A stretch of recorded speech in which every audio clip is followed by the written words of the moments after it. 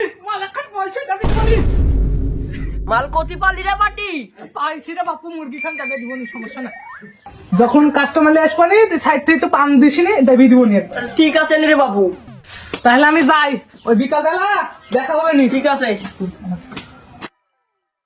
একটা ধকের খাসি পাইছি সাহেব আপনি যেরকম চাইছিলেন ওরকমই তো আপনার কুরবানি দেওয়ার জন্য ভালোই হবে চলো বাপু দেখি হ্যাঁ দেখেন সে চাচা ও চাচা চাচা আসেনি